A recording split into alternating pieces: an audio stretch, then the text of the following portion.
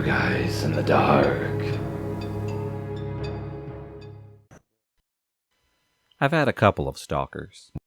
The one that freaked me out the most was the one that was in another country. We had never met. We met on a website for pen pals. He lived in another country. Our conversations were pretty great. He developed feelings really fast. I liked him very much in the beginning. Our relationship became sexual in nature. We had made plans to meet. I was concerned with some things that I considered red flags, confirmed by my friends and my family. I decided to back off a little bit. He didn't like that at all. I was super beta, trying to keep the peace without hurting or losing my friends. I started lying to him out of fear. He'd interrogate me for hours about where I was going, who I was with, if I went to a party. He would both ask if I slept with anybody. Then he would say that he kind of hoped that I did so that I could tell him how the sex was. It was getting to be too much. I was no longer interested in him romantically or sexually, but I would still engage with him sexually because I was afraid of him. In the meantime, I met and fell in love with my current SO, who happens to be absolutely wonderful. My stalker was obsessed with everything about our budding relationship and wouldn't leave me be. I realized finally that stalker had made me feel disgusting, and that I should not be involved with somebody who I was afraid with and disgusted by. I told him that I didn't want to hear from him ever again. He had ignored me. My SO had contacted him, told him to leave me alone. He tried to interrogate him about the nature of our relationship, but my SO had shut him down. I blocked him on everything. I realized that he was still reading my blog, so I deleted the whole thing. He made new email accounts and Facebook accounts constantly. He relentlessly Googled me and my SO, to the point that our names were amongst the top searches on multiple search engines. When he elicited no response, he started sending screenshots of times that we had been sexual. I was mortified, but since I had been 100% honest with him, it didn't break us up. He was obviously disgusted. We never responded to anything that was sent. To my knowledge, he still creeps on us. But after that, everything mostly had stopped. I know he's thousands of miles away, and I've had stalkers who were in my immediate area, but he still scares me the most. My high school boyfriend and I, who happened to be a senior, split up. He was already controlling, judgmental, and abusive. I was moving on to college at the local university. He had went crazy, lost his damn mind. He began by threatening messages, about 200 a day, phone calls, showing up during my classes, showing up at my house. He broke into my car, sat in the back seat. My best friend and I had gone to the movies, came out. I was going to drop her off at home, and she noticed a huge mark on the passenger side of the car, looked in the back seat, and there he was, lying on the floor, trying to hide. I bought a new car with new plates. He broke into my dorm room. I then left the dorms because I felt unsafe, and moved into an apartment not far from the college campus, with 2 female roommates. He found out where I was living, and broke in there too while I was in the shower. I told him to get the fuck out. He came after me with a knife. Had to call the cops, and I locked myself into the bathroom. He was gone by the time the cops had showed up. I was dating a newer guy, who was an absolute gentleman. I warned him about my ex-boyfriend. Ex-boyfriend crashes one of our dates, jumps the new guy with 5 friends. I also end up with my face smashed in for being a cheating whore. I moved back into my parents' house. Ex-boyfriend attempted to break into my parents' house at 5 o'clock on a Sunday, so my entire family was home.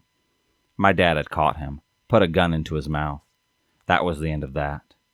By the way, my dad is 6'5" and ex-military. He happens to be pretty scary. A couple of years back when I was in college, I was the victim of a long-term stalker. I happened to be male, and about 21 years old at the time. It started out on Valentine's Day. I started to receive secret admirer type of text messages from an unknown number. I assumed that it was a friend of mine playing a joke, as I was in a room with a handful of tech-savvy people at the time. I tried to gauge their reactions and ask if anyone was messing with me. They all had denied it, and I believed them. They're pretty bad liars. It was further confirmed that it was none of them when I got a phone call from the number. A voice on the other end said, "This is..." happened to say my name. I replied, "Yes, who is this?" hoping that I could identify the voice. At that point, they had hung up and resumed texting me. Things started to get weird when the person began asking pretty personal questions, including repeatedly asking, "Are you going to do something tonight?" To which I replied, "Yes, I was working." But they kept insisting that we should meet up. On top of all this, I was getting various messages to me from a separate email. This confirmed that it wasn't a real number, and I now had a username to connect to the person. I don't know if it was their intention, but I actually enjoy trying to figure out things like this.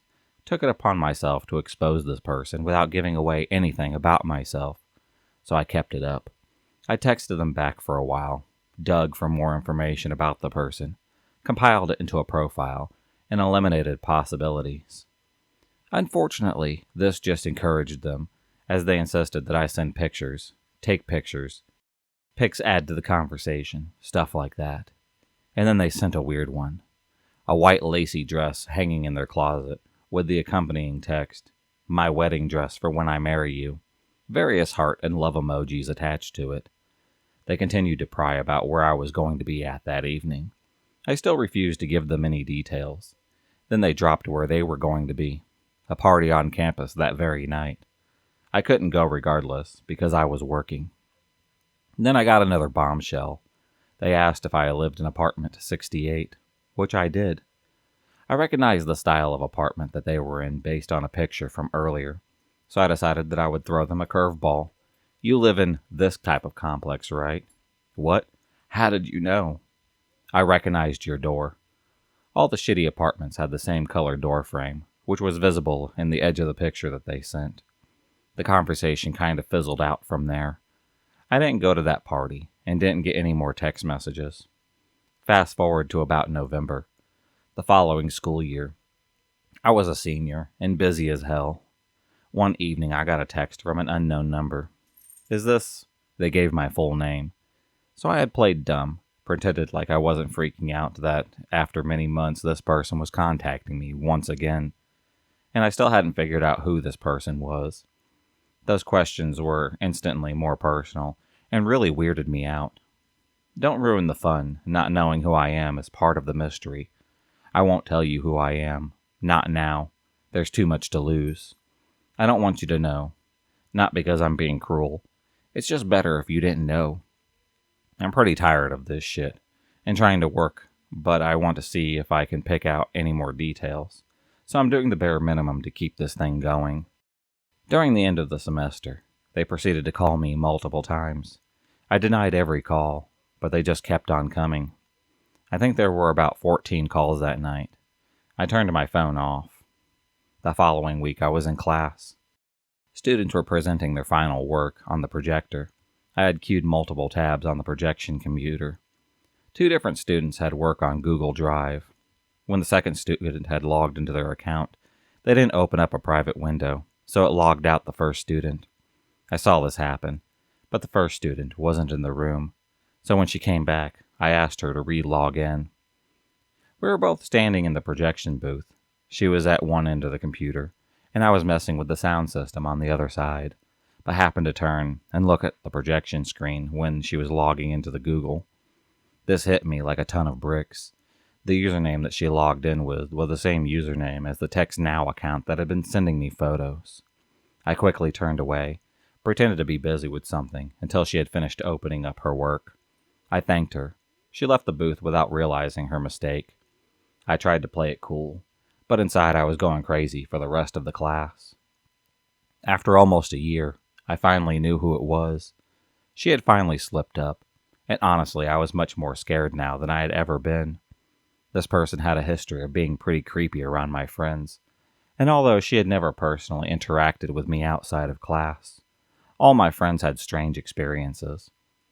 I made a meeting with a counselor who seemed to really care, and offered to look into it for me.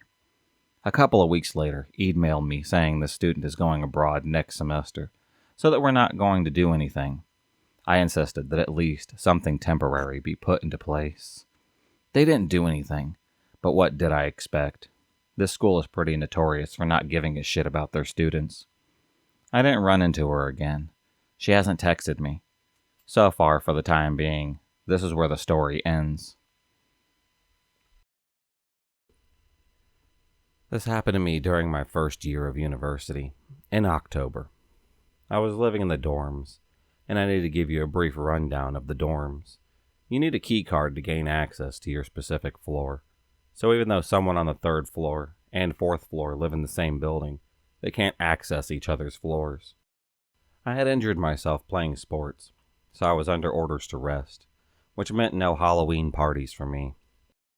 Pretty sad for a horror fiend like myself, but to try and make the time a happy one, I busied myself helping to make costumes for people and doing their makeup. Once I was finally finished, I packed up my makeup and decided to watch some movies in my room. A guy popped up and introduced himself. We chatted for a little bit and exchanged email addresses. I walked back to my room and said goodnight to him. The first warning sign was that he walked into my room behind me, despite me saying that I was walking into my room. I felt really awkward and tried to say, in a roundabout way, that he just needed to leave, but he wasn't getting the hint. I finally had to say, "You need to leave my room now." I chalked this up to him maybe being drunk or something, but I did wonder how he got onto my floor if he wasn't with anyone partying. Before I went to bed that night, I checked my emails, and there were 5 from the creep. The first being, "Hey, I'm so glad that we're friends," and the rest asking me why I wasn't online. A few days later, I got a knock on my door when I was studying.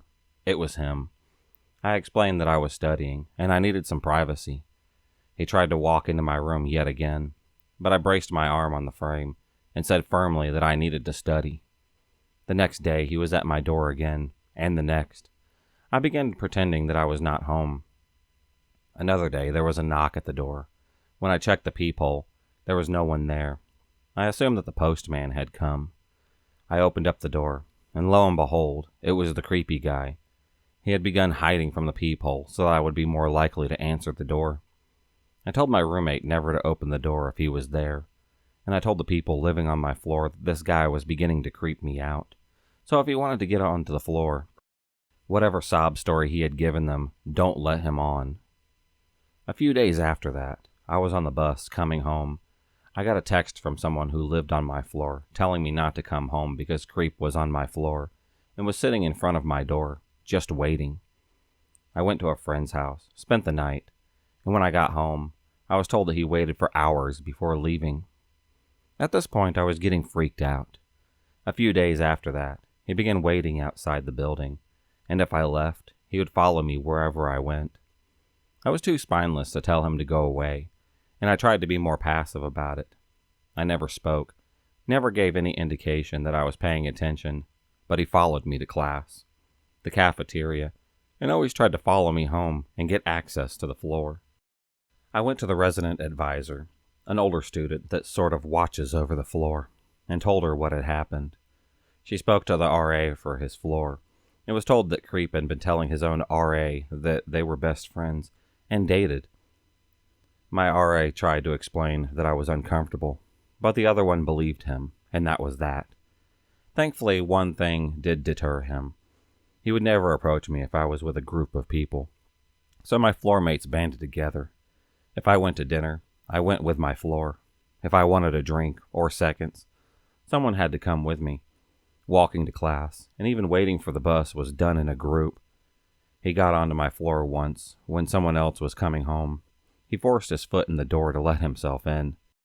I happened to be hiding in another room, and when he left my door to go and sit in the television lounge to wait for me, I went downstairs, ran around the other side of the building, and got into my room before he even noticed. Then the phone calls began. I never gave him my number, but he somehow obtained my mobile and my room phone, and at first it would be 1 to 2 calls a day, until I told him that I wanted him to leave me alone. Then the calls began to come every hour, with him begging and pleading for me to talk to him. Without caller ID, I needed to answer the phone because of school and my part-time job. At this point, it was November, and I was a wreck. I was trying to have a plan around doing simple things, like going for food or walking to a bus stop. Stress wasn't helping me recover from my injury, and I was losing weight. I just looked sickly. I went back to the RA and begged her to help me. She went to the head of the dorms, explained everything that was happening. I explained how far this had gone, and my roommate told them that he had followed her a few times, demanding that she tell him where I was. I felt pretty awful. She never told me this because she was afraid of upsetting me further, and I felt like I was an asshole for putting her through this garbage. I really don't know what went on behind closed doors. From what I guess, he was told to leave me alone, and any further contact would result in him being kicked out of the dorms. There was one email where he went insane on me, telling me how awful I was. How could I do this to him? We were so happy together. Surely I was cheating on him with another man. After that, nothing. At first, when I'd see him around campus, I would run to the women's toilets to hide. I'd see him around town or on campus, and he'd always just stare at me. Never tried to approach me. Never tried to get my attention. Just staring. I used to walk by and try to pretend that I didn't notice him staring, and I'd try and act like my heart wasn't pounding out of my chest. If you enjoyed this video, please subscribe, like, and hit the bell for notifications on future videos, and become a stalker of the night. And I'll see you next time.